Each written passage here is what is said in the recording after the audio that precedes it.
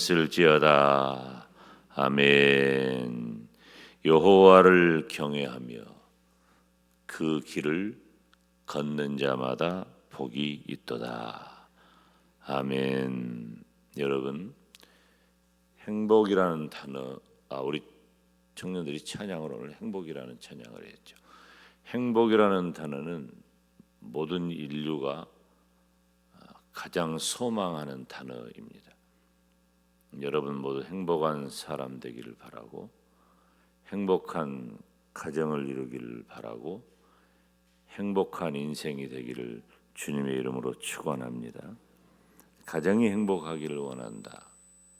우리 모두의 간절한 소원이죠. 그 출발이 어디에 있느냐? 행복한 가정의 출발은 여호와를 경외하며 하나님을 인정하고 하나님을 두려워해야 돼. 하나님이 어떤 분인가를 알면 하나님에 대한 두려움, 이건 공포가 아니라 그랬죠. 깊은 존경과 사랑을 담은 두려움이 반드시 필요한 거예요. 그래서 하나님 없는 자처럼 살면 안 돼. 예수님을 믿는다고 하면서, 믿음은 있다고 하면서 하나님 없는 자처럼 살면 그 믿음 아닙니다. 우리가 하나님을 신앙하면 하나님을 인정하는 것이에요. 그런 사람은 하나님을 두려워해야 돼. 하나님을 사랑하고 또 하나님을 깊이 존경하고, 막연한 공포가 아니라. 그래서 우리가 부모님을, 스승님을, 또 누군가를 존경하는 마음을 담은 누군가를 내가 어려워하는 것처럼, 그래서 조심하고 두려워하는 것처럼 두려워해야 한다. 부부는 아내는 남편을 존경하며 돕는 배필이 되어야 하고, 남편은 그 아내를 사랑하는데, 우리 주님께서 어떤 교훈을 주셨습니까? 아내는 남편을 복종해야 하고, 남편은 아내를, 그리스도께서 교회를 위해 목숨을 버린 것처럼 아내를 사랑해야 한다. 어떤 것이 더 무게중심이 있느냐라고 특정할 수 없어요. 중요한 골자는 아내가 남편을 존중하고 복종하는 것이고, 남편이 아내를 사랑하는 것이 중요한 골자예요. 즉 희생적 사랑만이 가정의 든든한 골조, 뼈대를 이룬다는 거예요. 지금 누가 가정을 위해 희생적 사랑을 합니까? 과거에 우리 부모님들, 남편, 아내, 자녀 다 희생적 사랑으로 하나가 됐어요. 그런 집안이 잘 되는 집안이고, 그런 집안이 좋은 집안이고, 그런 집안이 행복했어요. 그런데 지금 이 시대에 왜 가정이 위기가 왔어요? 이 희생적 사랑이 깨져버리니까 그런 거예요. 그러니까 가정을 온전히 회복하는 것은 노력하고 힘쓰고 공부해서 되는 게 아니고, 예수님 잘 믿어야 돼요. 예수님 잘 믿는 가정이 행복한 가정이 되는 유일한 길이에요.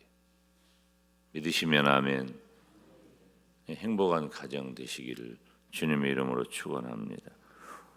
자녀에 대한 얘기를 할 때 아까 우리가 함께 읽은 에베소서 6장 4절 말씀을 뺄 수가 없죠.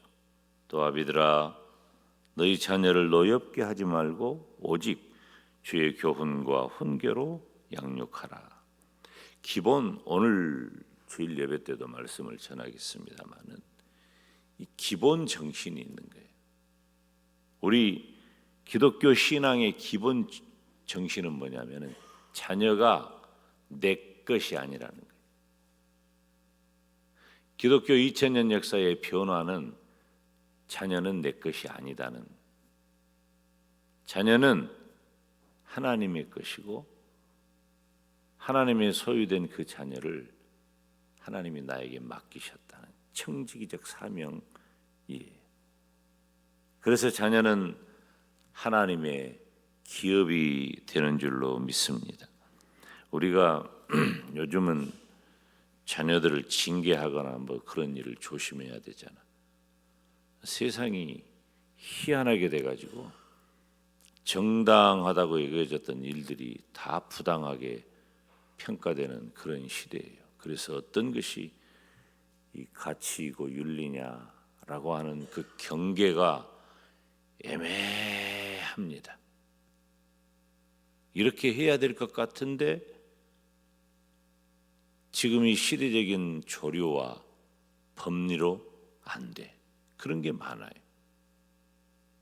그러니까 지금 세상이 완전히 바뀐 거죠.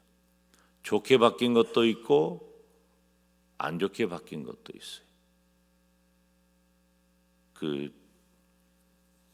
이건 아주 우스갯소리인데 과거에 미국에 이제 이민간 그 가정이 있었는데 아들이 말을 되게 안 들어. 말을 안 들고 엇나가고 부모 말을 어기고. 그 이제 한 번은 그 집이 귀국을 하게 됐어요. 귀국을 해가지고 입국을 해서 공항 안에 딱 들어오자마자 그 아들을 그냥 개패듯이 두드러 패버렸다는 거예요. 왜 그랬냐? 미국에서 때리면은 법에 걸리니까 한국 와가지고 얼마나 속이 상하면 이제 너는 여기서 한번 맞아봐라. 그렇게 때린 거예요. 이제 우스갯소리지만 굉장히 의미가 있는 거죠.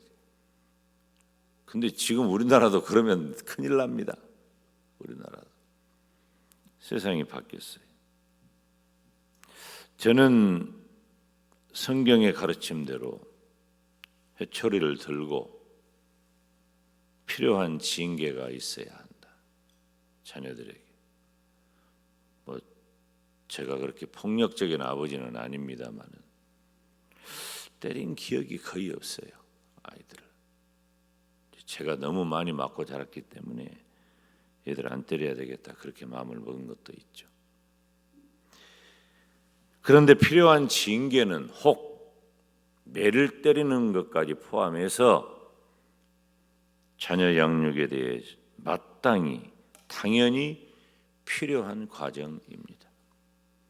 부모가 자녀에게 회초리를 드는 것,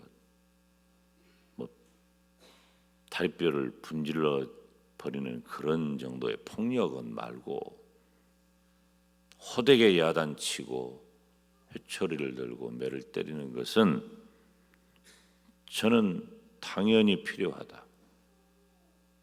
그러나 중요한 것은 여기 아비들아 너희 자녀를 노엽게 하지 말고 그랬어요. 감정을 앞세지 말란 말이에요. 어떻게? 오직 주의 교훈과 훈계로 양육하라. 하나님의 말씀이 기준이 되어야 하는 거예요. 하나님의 말씀의 기준을 따라 매를 들어야 할 것 같으면 매도 들어야 돼. 눈물 쏙 빼게 야단도 쳐야 돼.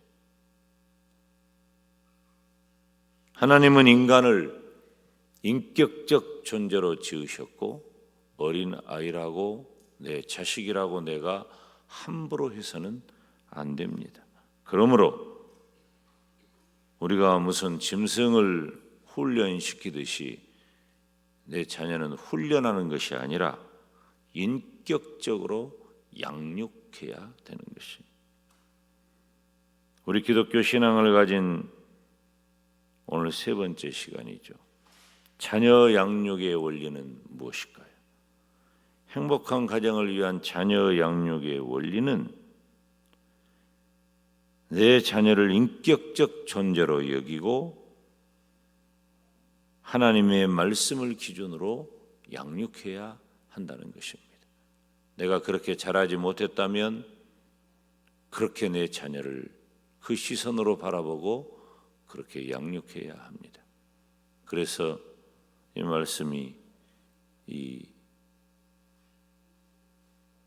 지금 소아시아 지역에 있는, 그러니까 유대인들이 아니에요. 이 편지를 보낸 대상이, 바울이 편지를 보내서 받는 대상이 유대인이 아니에요. 로마 체제 아래 있는 새로운 그런 윤리를 제공해 주는 장면이란 말이에요. 그러니까 당신은 강한 자가 살아남고 약자는 죽어야 되는 세상이에요. 어른은 살고 자식들은, 아이들은 그저 소유물에 불과했어요. 취급을 잘 안 했어요. 오늘날 시간에 말씀 다 전하겠습니다만 다 바뀐 겁니다. 기독교 신앙이 들어가니까 자녀들을 인격체로 보고 그 자녀들을 막 훈련시켜 가지고 이런 모양으로 만들어내고, 그게 아니라 하나님의 말씀을 기준으로 자녀를 양육하는 거예요. 그렇게 하지 못했다면 지금이라도 생각을 바꾸고, 막연하게 이뻐가지고 요즘 애를 많이 안 나니까 애 하나 바라보고 엄마, 아빠, 할아버지, 할머니, 외할아버지, 외할머니 일가친 척 전부 다 그놈 하나만 보고 있어. 그 사랑스럽고 좋은 것 같아도 그 나중에 결과가 썩 좋지 않아요. 어떻게 해야 돼요? 인격적으로 대하되 하나님의 말씀의 기준으로 양육해야 돼요. 그래서 야단을 칠 일은 야단을 치고, 징계할 일은 징계를 하고, 매를 때릴 일은 매도 때려서 하나님이 나에게 맡겨주신 기업이니 잘 감당하는 청지기 사명을 저희들에게 허락하셨다. 사랑하는 여러분, 그래서 바른 자녀 양육의 원리를 따라 우리의 자녀손들이 곱게 잘 자라서, 그리고 곧게 잘 자라서 나보다 훨씬 더 나은 하나님 나라의 백성으로, 하나님 나라의 구성원으로 하나님께 영광을 돌리는 우리의 자녀손, 또 행복한 가정이 되기를 주님의 이름으로 축원합니다.